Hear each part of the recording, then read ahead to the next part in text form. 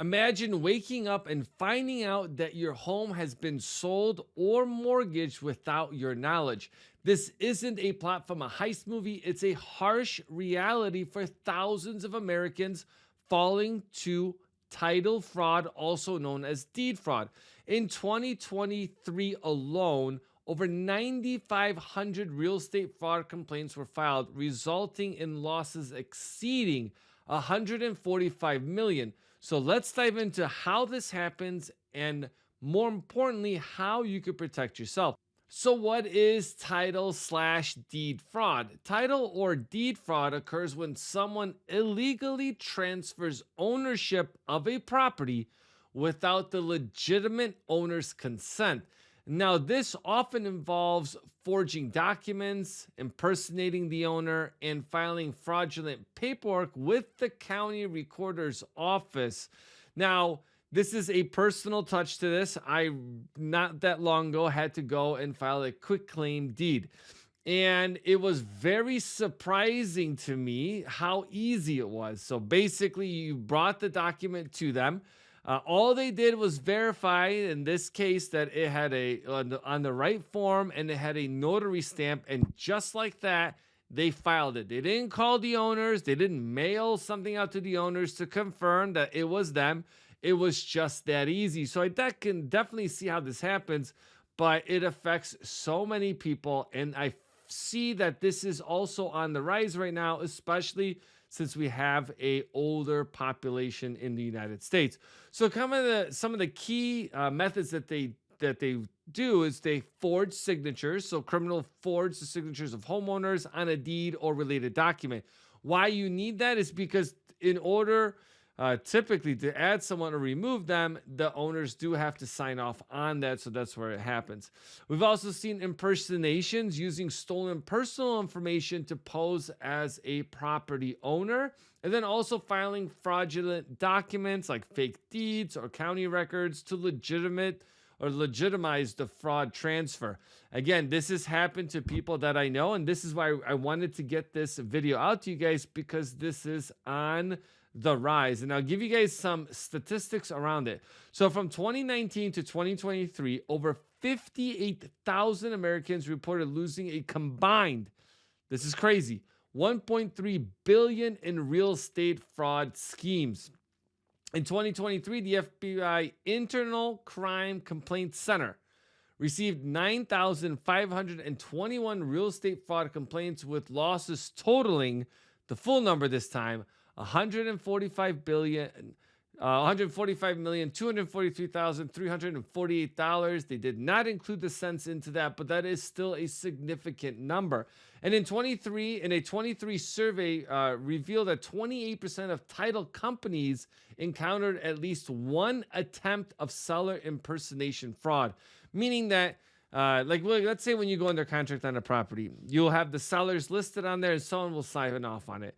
And sometimes it may appear as it's the seller, or sometimes somebody else has power, quote unquote, to be able to sign on behalf of the seller. Now, this is very typical because we'll see businesses selling properties, but nonetheless, this is something that does happen. So here they're saying that a little over a quarter of the transaction companies out there have seen somebody impersonating a seller to do it. Now, I think these days it's a lot harder to do that based on technology, but still, just the 9,500 plus people that were targeted by that. Now, some of the common scenarios and methods that people use for targeting properties.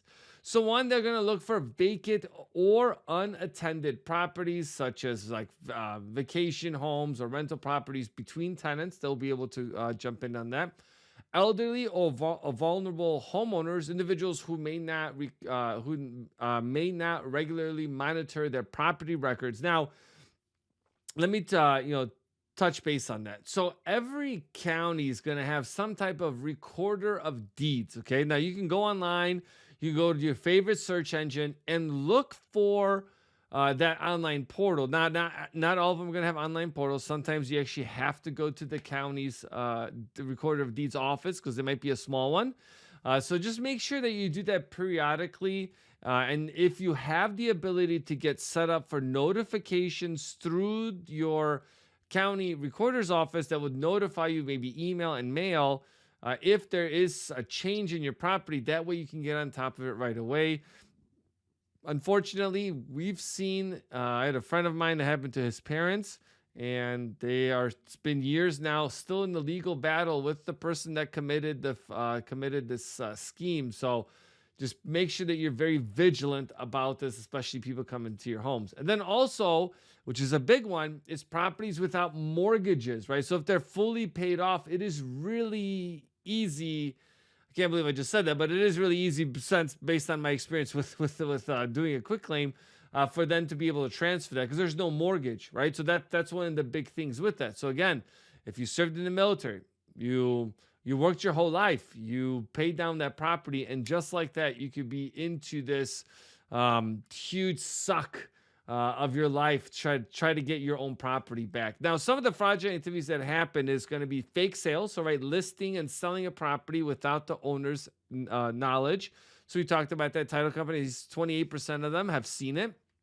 We also have illegit mortgages, taking out loans against the property using fraudulent documents.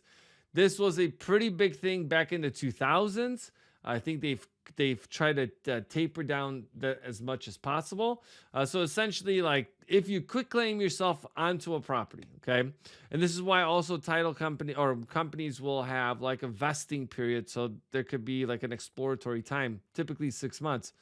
I know that was a lot, but basically what it means is that you get added onto title, you can't do a cash out or anything with that property for at least a minimum of 6 months from the time you do that, okay? But what people will do is they'll add themselves to title. Then they, sometimes you'll see a notification go out to the homeowner via mail. But what they'll do is they'll change the address where the mail goes to. So you might see a period where you're maybe not getting mail or something like that. Then you start worrying about it. You're like, wait a second, what is happening with this? Check the recorder deeds. Make sure you're getting into that. So when they do something like that, right, they don't want you to find out about it. And then what they'll do is they'll be on title. They might have taken you off the title. Now they legally, technically own it. And then they'll start taking mortgages out on that property, which again is unfortunate, but we've seen that happen.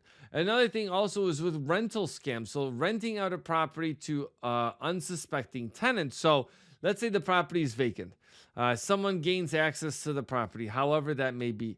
And then they actually rent out a property to somebody. They pay them the rent, and you don't even know that the property is rented out. I don't really see on today's world that can happen, but there's a lot of people that may own properties that may just have them being serviced once a month. But in between that, someone learns about that and then rents that out. So some of the warning signs that you've encountered deed or title fraud. So receiving unexpected notifications about mortgages or loans that you didn't apply for. Like, this is why it's also important to have credit monitoring, just in case you run into credit fraud. You just want to be able to aware of that. So if you start receiving mail, those spidey senses should be going off. But just make sure you read those mailers that you get. I get a ton of them myself. Most of it is pure junk.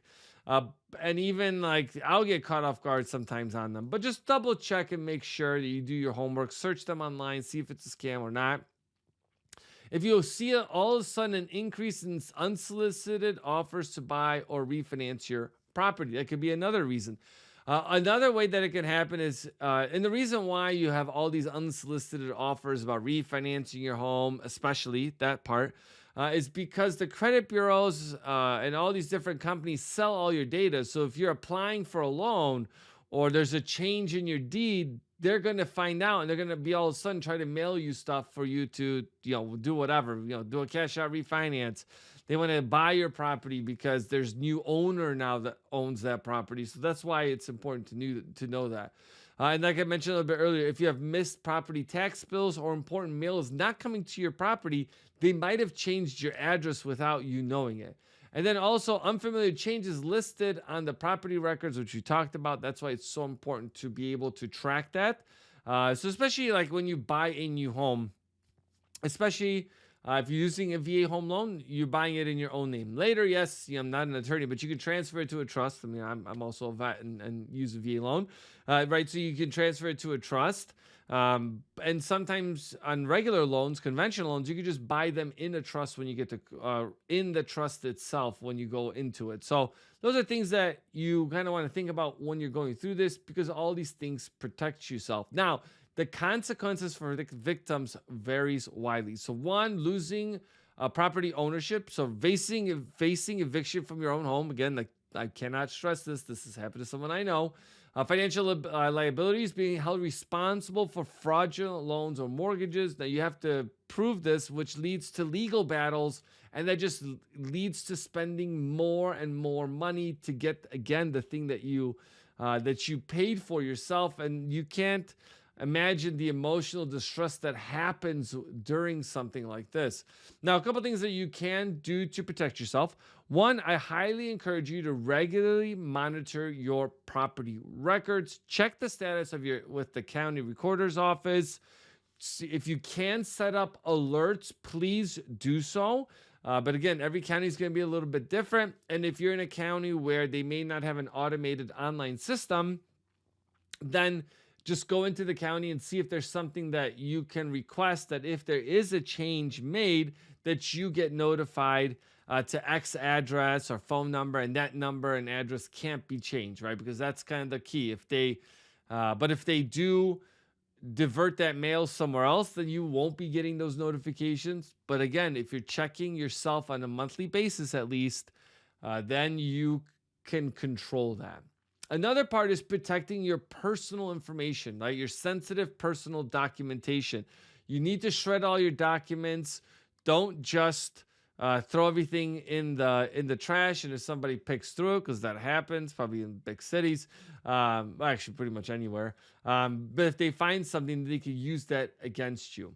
Another thing you could do, and I'm not very versed in it, is with title insurance. So consider purchasing a title insurance policy that provides you those protections and covers legal costs related to resolving title fraud issues. I don't know what the costs of those are. That's something that you just want to be able to at least look into if it's a concern. The video is not meant to fearmonger you into something. It's just the reality of what happens in today's times, and people being able to access technology and everything beyond the internet. They can look up all these different things. Videos like this are here to protect all of us that are out there that are homeowners or thinking about being a homeowner, because these things will come up, and it's better to catch them before it becomes too late. So please, if you can, like and share the video with fellow homeowners that are out there that currently own a property, so they know what they can protect themselves against here in the future. So I'll catch you guys soon.